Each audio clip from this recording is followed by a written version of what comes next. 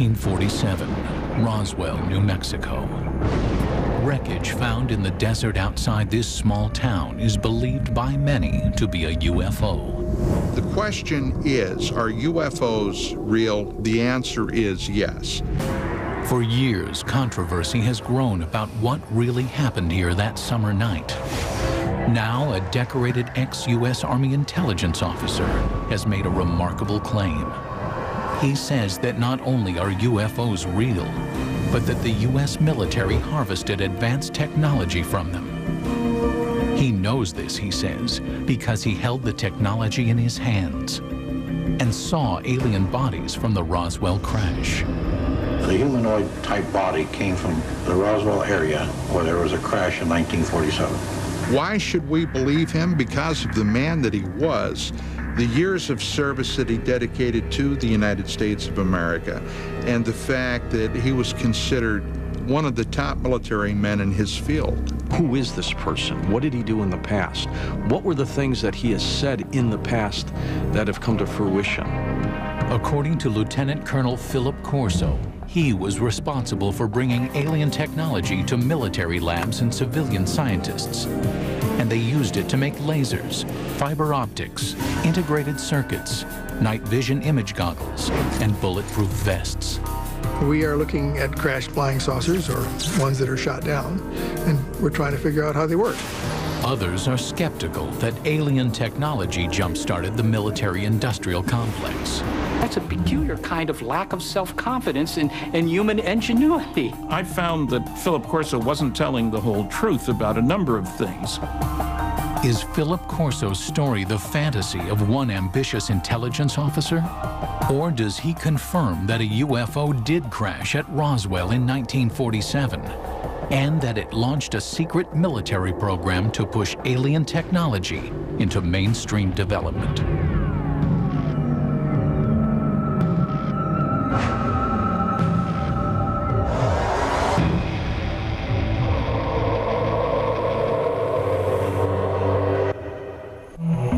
Summer 1947. Major Philip J. Corso is on patrol at the Army base at Fort Riley, Kansas, when he encounters something that will challenge everything he knows about heaven and earth. Corso was a career military man, a respected intelligence officer, and an artillery commander with his finger on the nuclear button. But inside a crate in a deserted building, Corso swore was a being from another planet. Corso would publish an account of this and other revelations in a book called The Day After Roswell, a New York Times bestseller when it came out in 1997. In one of his book signings, 5 colonels came to him and verified that my father was right on with everything that was written in the book. Corso died in 1998. But the material he presented in his book is still controversial. Now, for the first time, the full story of his military career and his startling UFO allegations are being told on television. 1942, the year after the Pearl Harbor attack. Philip Corso, a small-town boy from Pennsylvania, is drafted into the Army.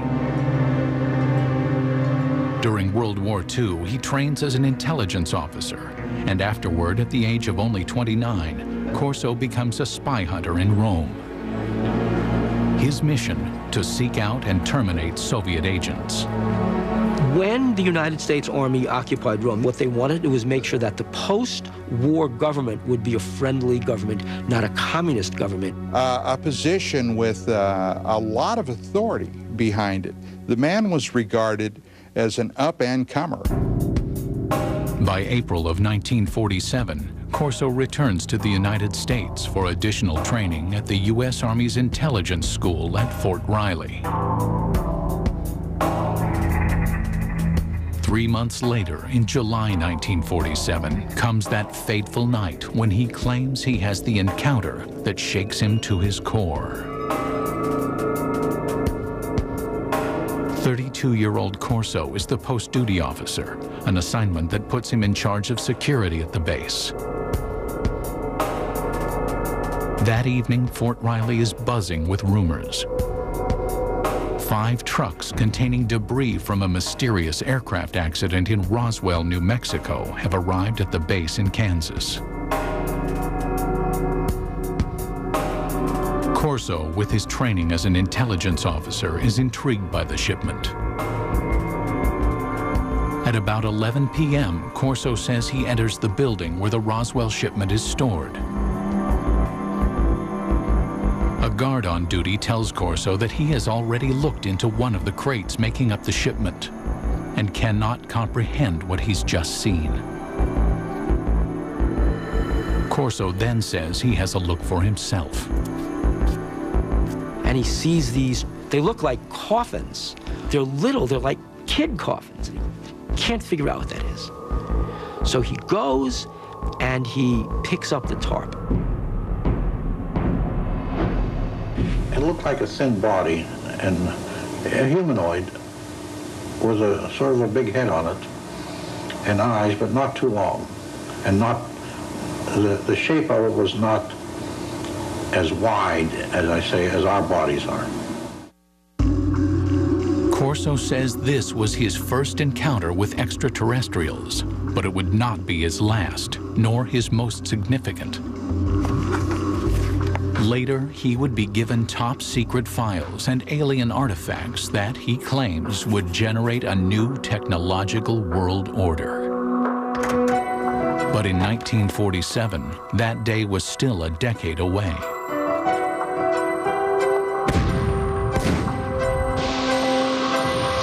The outbreak of the Korean War in 1950 puts a hold on Philip Corso's ruminations on extraterrestrial beings. Corso joins General Douglas MacArthur's staff as an artillery targeting specialist for UN forces. After the 1953 armistice, he remains in Asia, serving as an intelligence officer, repatriating American and Allied prisoners of war. I came to know Phil Corso because he had been a special projects officer in the Far East Command for prisoners of war under MacArthur, and then later held the same role and capacity for the National Security Council as a staffer in the Eisenhower White House.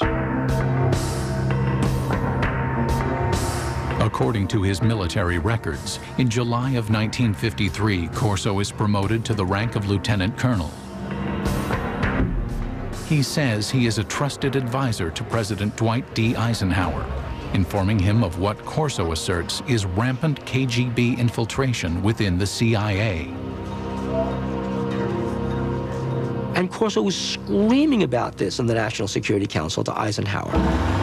Corso states that Eisenhower rewards him with his own combat command. In 1957, military records confirm Corso is placed in charge of an artillery battalion at Red Canyon Missile Range.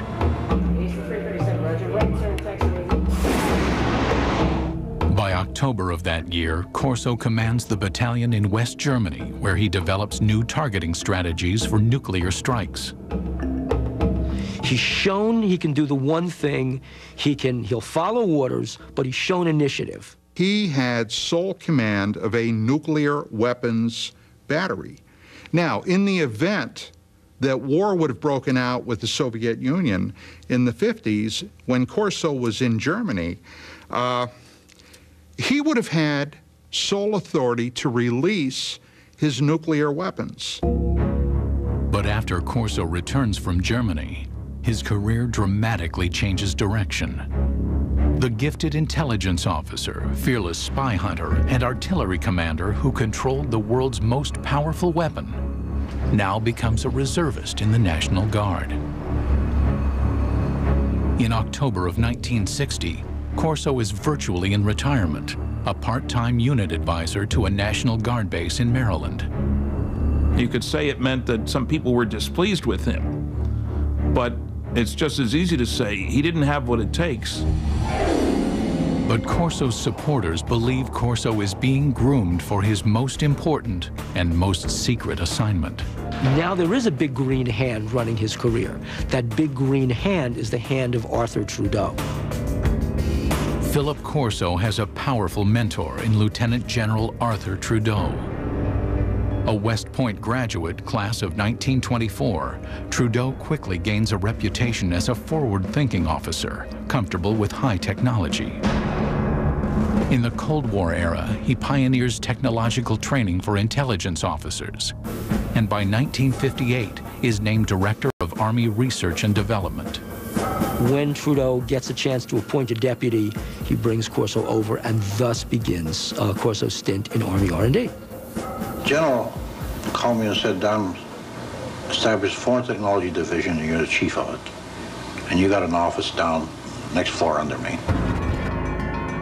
Through this point in his career, Corso's Army job history is easily verified by examining military records. Look, he did work in the Pentagon. His office was there. I have the roster. And he worked for General Trudeau, and he certainly knew him well. There's no question about that. But after his Pentagon appointment, the paper trail of his career is harder to follow, and his assertions more difficult to confirm. Corso wrote that his Pentagon job entailed analyzing foreign military hardware, such as helicopter armament developed by the French, or the British military's vertical takeoff and landing fighter.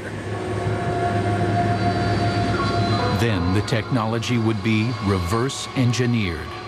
The military has had, over the years, a number of projects where enemy technological devices have been recovered by American forces. So one of Corso's jobs was to get this foreign technology, this French technology, and reverse engineer it. And then if they had something good, fed into our own technological timeline. Reverse engineering plays a significant role in the spycraft of the Cold War era. The Soviets used captured American Sabre jets to reverse engineer U.S. technology, and the U.S. captured Soviet MiGs to reverse engineer Soviet technology. But if Corso's routine job involves examining technology from abroad, his task would soon change. Sometime after July 20th, 1961, Corso claims that General Trudeau calls him into his office and gives him an astounding directive. Examine technology captured from the 1947 alien spaceship crash in Roswell, New Mexico. Trudeau has a filing cabinet delivered to Corso's Pentagon office. Inside, Corso says, is proof positive of aliens visiting Earth and alien technology that Corso insists he will use to change the world. In 1947, Philip Corso claimed to have seen alien bodies from the infamous UFO crash near Roswell, New Mexico. Corso's description is consistent with those who claim to be eyewitnesses to the crash. The aliens, according to these witnesses, were 4 small human-like beings with 4-fingered hands, thin legs and feet, an oversized head, and large almond-shaped eyes. These descriptions purportedly appear in these classified documents prepared by government investigators. To this day, the documents have not been authenticated.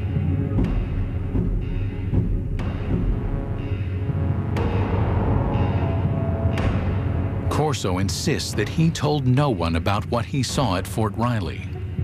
But in the summer of 1961, the 46-year-old lieutenant colonel is assigned to a Pentagon project that will force him to recall his eerie experiences. He was assigned to the Army's research development at the Pentagon. Once again, a position with a lot of authority. His goal? To advance U.S. military superiority by a factor of decades. We had enough sense to push it. We had the organization, and we had the money, and we had the brains to do it, and we did it. During the Cold War era, Corso says, there was great government concern that the Russians would gain access to the alien materials. Or worse, the aliens would use their superior technology to invade Earth.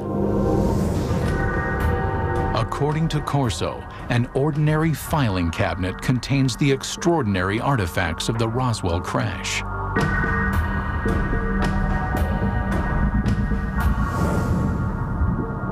A piece of super strong metallic cloth. Corso contends it may have protected the alien pilots in their spacecraft. A tube that appears to shoot a searing red light. Corso thinks it might be a surgical instrument or a weapon. An alien-made headband that, according to his military reports, might have been used to transmit thoughts or control the alien craft. An imprinted set of miniaturized circuits, perhaps a prefabricated microcircuit.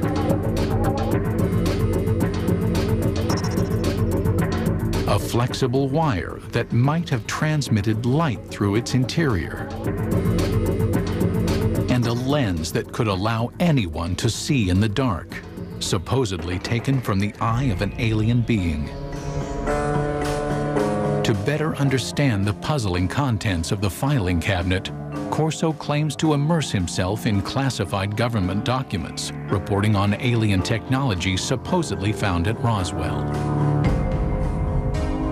According to the reports that Corso claims to have read, some of the world's foremost scientists, men like Wernher von Braun and J. Robert Oppenheimer, have access to the Roswell crash site. Corso says that Lieutenant General Trudeau greenlights him to assemble his own A-list team. You will put on that team anybody that you want. Engineers, scientists, and even I told the Germans. Told them I'll take a couple of Germans too, in addition to the U.S. scientists. Corso claims that based upon his close readings of the Roswell reports, he developed his own theories about how the alien craft may have functioned. What Corso said was that the spacecraft had a way to jump. It didn't fly from wherever it came from to here, it jumped. And he said that's all they knew, that there was a wave around the spacecraft that allowed it somehow not to be a spacecraft, but a time machine.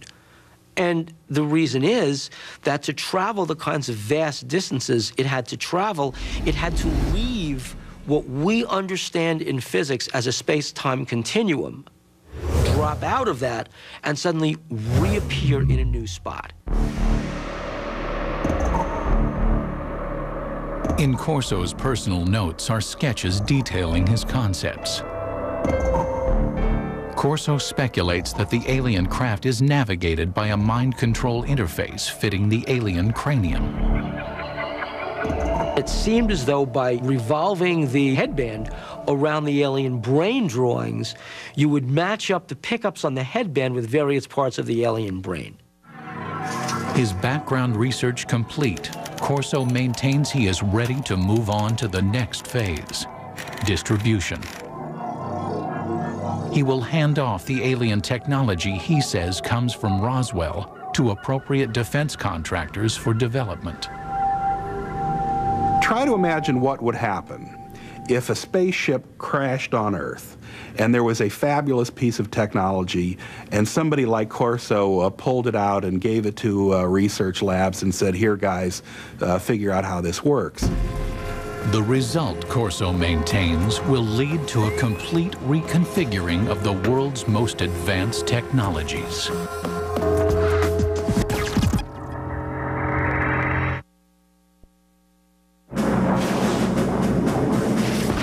In the early 1960s, America's military might is directed toward fighting the Cold War.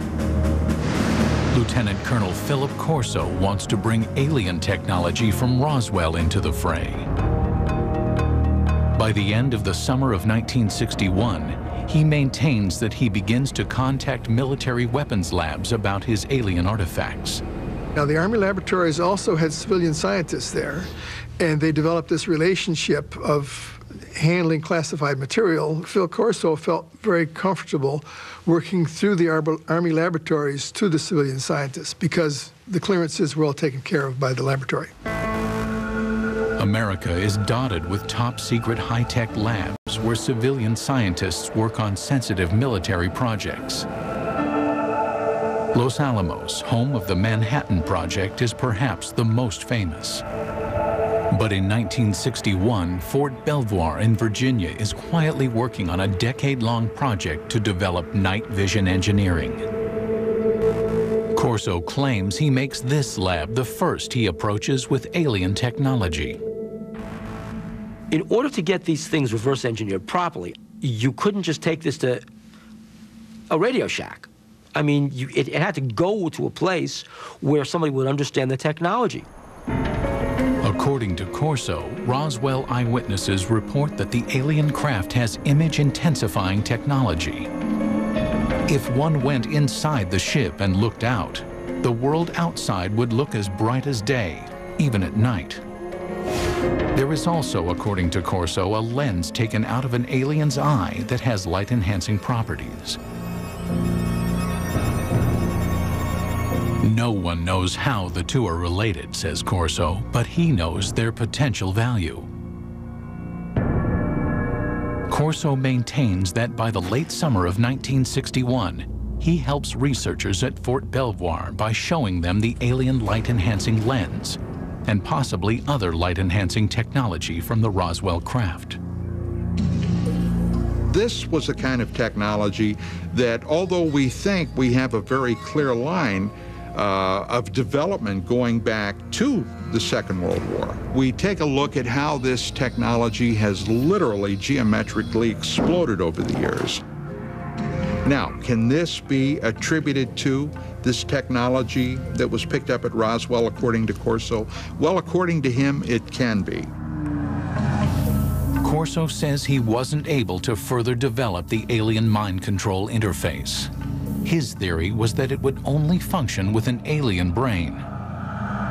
But this momentary setback, he claims, didn't forestall development of another Roswell artifact, an imprinted circuit of mysterious design. We also had a little charred chip. Small thing, maybe 3/8 of an inch, square, 2 threads coming out, and a little window in the center with thin wires. These came from Roswell. We didn't know exactly the function of the integrated circuits, but we suspected that these were circuits, electrical circuits. Corso asserts that he brings the object to Bell Labs, which had developed the transistor 14 years earlier. He says scientists there were able to analyze and later recreate the alien microchip. What would happen if something like that were to occur? Well, what would happen is, in a very short time, the world would be transformed radically. There's no doubt that after the development of the integrated circuit in the early 1960s, the world is transformed. Electronic devices from the cell phone to the laptop computer become reality. Corso claims the Roswell microchip was supposedly damaged from the crash, but that in his possession is another alien object, this one apparently fully functioning. He knows from reports that when people were shining this thing around, it caused burning on the surfaces that it was aimed at. Corso says he reads classified military reports speculating that the artifact from Roswell, apparently capable of burning holes in walls, is some kind of cutting tool, perhaps used for surgery. At Hughes Aircraft from the late 1950s into the early 1960s, researchers have been working on what would become the first laser tracking and targeting devices for military aircraft. But engineers have run into a snag in their efforts to create a practical device. That is, Corso asserts, until he shows them the alien cutting tool. It did accelerate after 1960-61 because people figured out new ways to make lasers. And as the science advanced, the engineering advanced. Corso's filing cabinet reportedly contains another treasure from the Roswell trove. It was glass tubes. And they emitted different color lights. And those were sent to Bell Laboratories. From that was one of the greatest advancements I think we have today, came out in fiber optics. Many UFO researchers theorize that the spacecraft had no wiring because it was fitted instead with fiber optic cable. Transmitting information with light happens to be an old technology. It dates back to one of the pioneers of the telephone, Alexander Graham Bell, who experimented with a device he called the photophone in 1880. Most people have never heard of it, but back in his day, serious scientists thought that the photophone was a more impressive invention than the telephone. The photophone was a way that you could transmit a voice signal over a beam of light. Corso's research tells him that data transmission via light had failed because scientists could not direct a beam of light around corners. But Corso contends that the Roswell artifacts might hold the answer. They were looking at this glass fibers and say, wow, the light actually turns a corner. How can light go in curves? And then they concluded the reason for that was because it had a cladding wrap on it. The cladding was the key discovery that you had to make in order to make fiber optics work. Although it would not be until the 1970s that fiber optics were in general use, UFO researchers believed that the cladding wrap on the alien artifact, an outer covering on the fiber that guided the light, made it possible for earthly fiber optics to advance. Corso also says he examined some curious super strong fibers that his military reports claim come from the aliens' flight suits. The first thing of the fabric that amazed me was a thread that I couldn't cut with a razor blade. Just a thread. In his book, Corso offers a theory about the fibers composing the alien flight suits. The alien bodies, probably the more vulnerable aspects, were protected from what had to be incredible energies by the super tenacity of the fabric, which somehow formed a shield. And Corso said they didn't put these on, they were woven around them. In other words, they spun them like a cocoon. According to Corso, he wonders if these super strong fibers could be developed into super strong bulletproof shields for law enforcement and military use.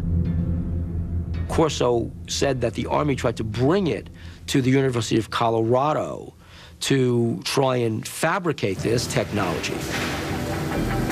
The mid-1960s saw great advances in super strong fabrics that used polymer technology, the type of molecules that Corso claimed were present in his alien fabric.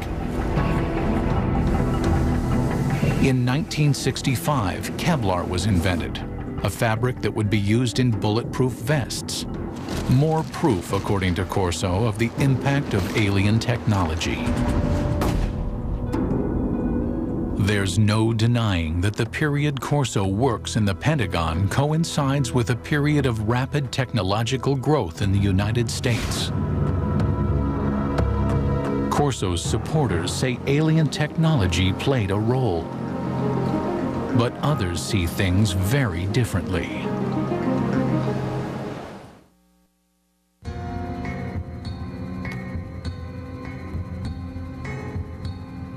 In his best-selling book, The Day After Roswell, Lieutenant Colonel Philip Corso claimed to introduce alien technology from the 1947 Roswell crash to the American military's technological agenda.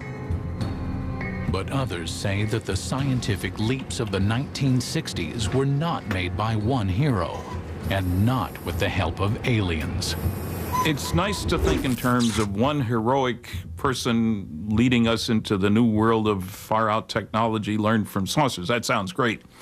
But having worked on a whole host of big research and development programs, that isn't the way it works. Look, on the aircraft nuclear propulsion program, we employed 3,500 people. 1,100 of them were engineers and scientists. We were spending $100 million a year. That's the kind of effort it takes to develop new technology. And that was in 1958 dollars at that. Corso claims that the laser jumped from theory to practice after scientists examined the device found in the Roswell crash debris. But to science historians, that's science fiction.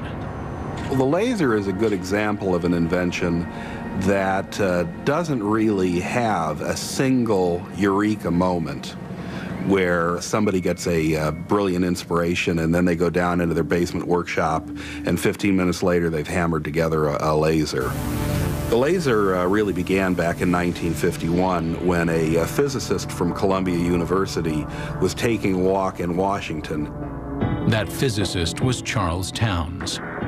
And I woke up early in the morning worrying about it. Why hadn't we been able to get anywhere? It was before breakfast, so I went out and walked out in the park, sat down in the park. Suddenly I said, hey, wait a minute.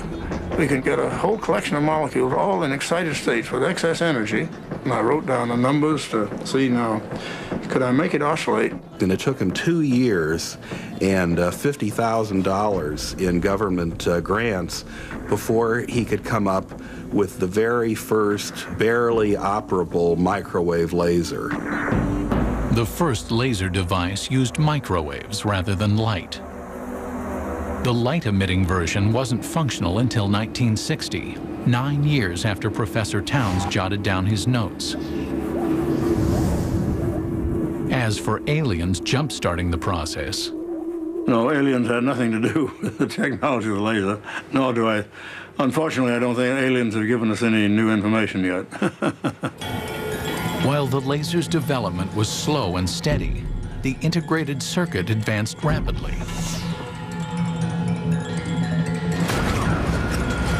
But the greatest progress was made by scientists well after Corso retired.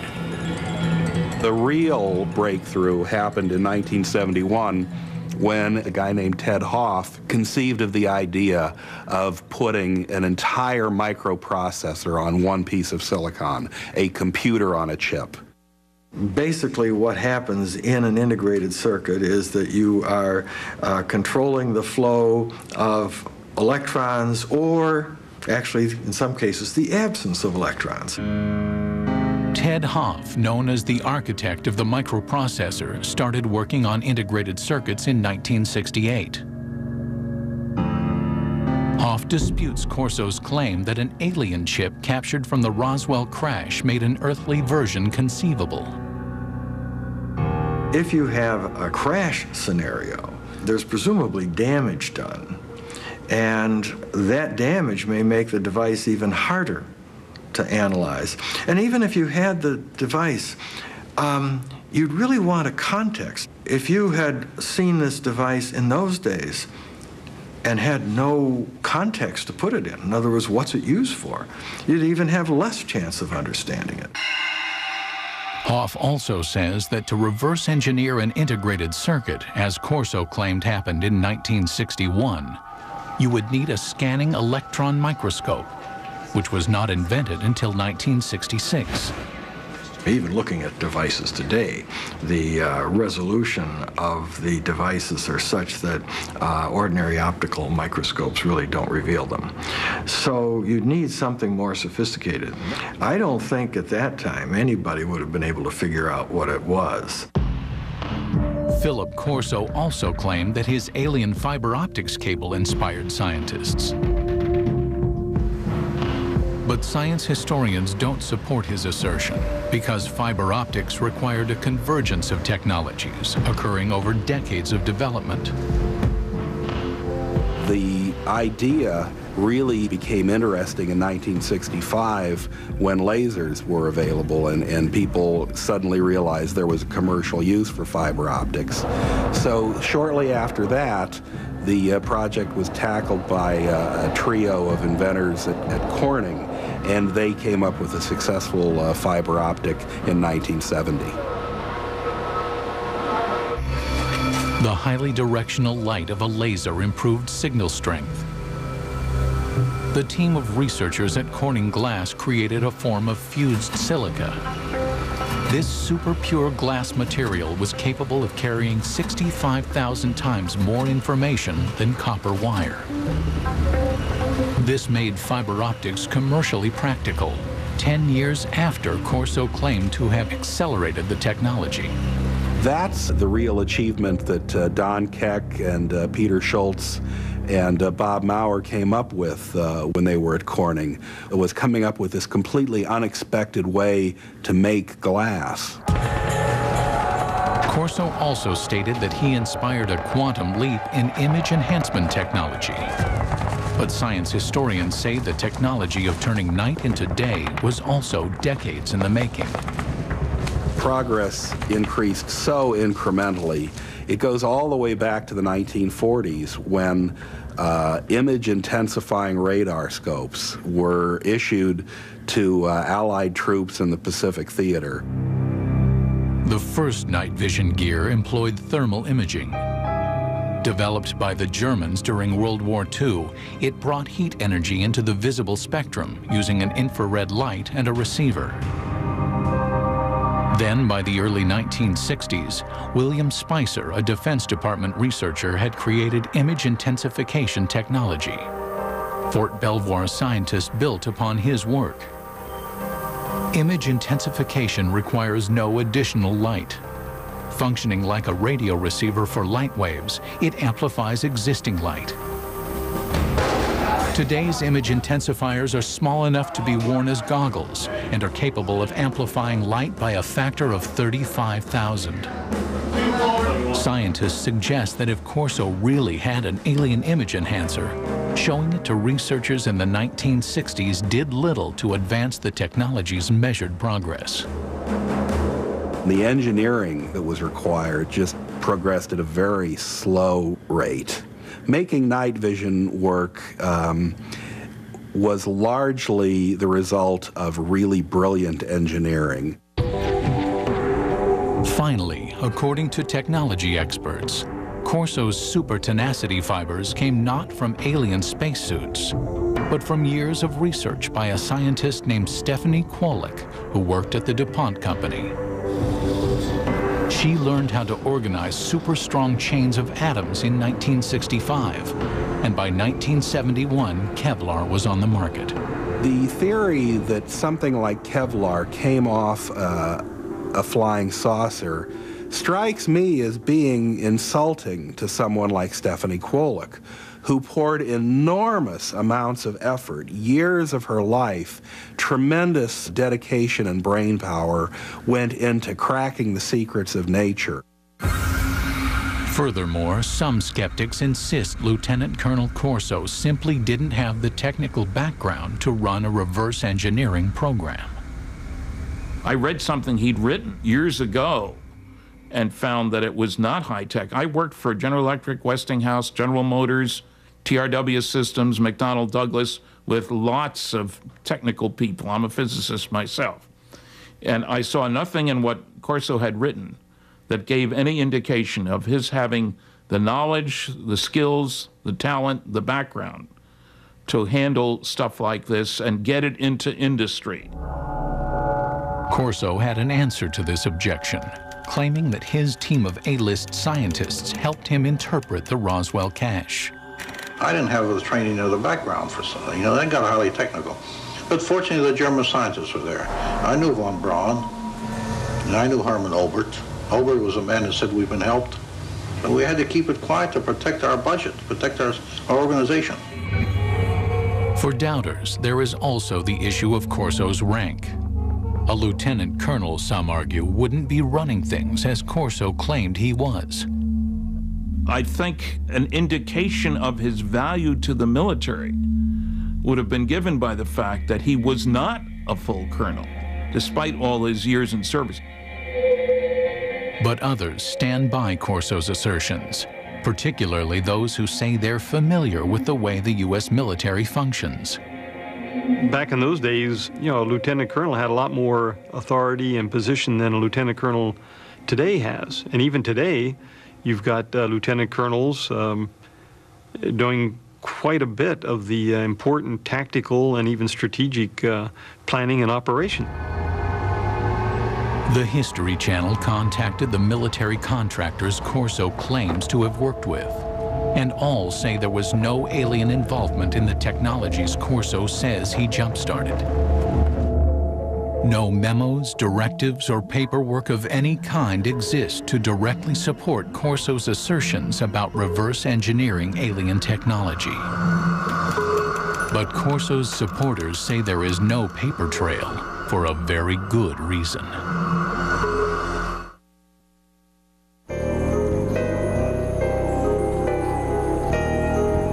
Among those who believe there was an alien crash near Roswell, there is consensus on one concept. The U.S. government systematically suppressed the truth. The government of the United States and other governments around the world have gone out of their way to keep that wrapped up inside a riddle that's smothered by an enigma. Philip Corso says he also had to keep his reverse engineering program under wraps. We couldn't discuss it. We made a decision. It cannot be discussed outside of us. We're doing good. We have the authority, we have the money for our R&D projects. Well, that's fine. Let's keep it that way. Let's not get mixed up in the murky area of whether they exist or not. As for Corso's contributions to the advancement of science, skeptics say that the technology he claimed to have pushed forward was ready to emerge anyway. As proof, they offer up the mind control headband, one alien technology that Corso did not claim to develop. Today, it's well on its way to becoming a reality without his help. Since the 1970s, scientists have been experimenting with using EEG readouts of brainwaves to provide feedback and change behavior. It's now possible to use EEG feedback games like this one to learn how to manage brain states. But mind control technology has advanced even further than that. Going to open the first email, which says congrats. It says you. In 2004, researchers received FDA approval to test tiny brain implants designed to allow disabled people to control computers using their thoughts.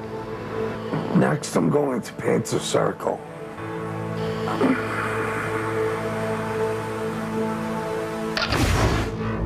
UFO researchers say the government's supposed cover-up may forever obscure the facts of Roswell, and therefore also obscure the truth about whether alien technology played a supporting role in the development of fiber optics, super-strong fabrics, lasers, integrated circuits, or battle-ready image enhancement. Some people think that, for example, aliens intervened in 3500 BC in Egypt to help the Egyptians build pyramids.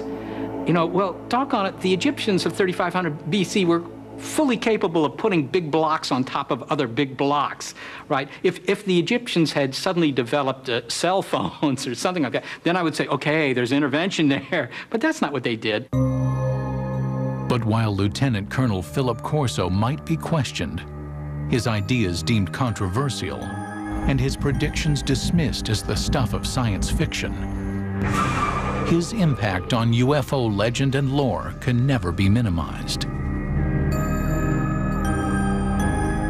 The military, the Pentagon, the government of the United States does not give that type of authority to a loose cannon.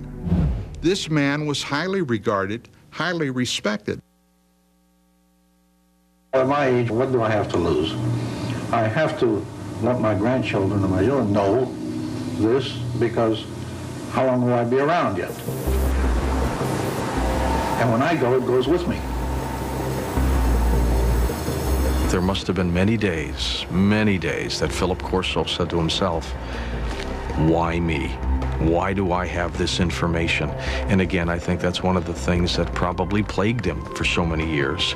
It's pretty difficult to keep a secret like that within yourself. Even today, only 10% of the story is told, my father says.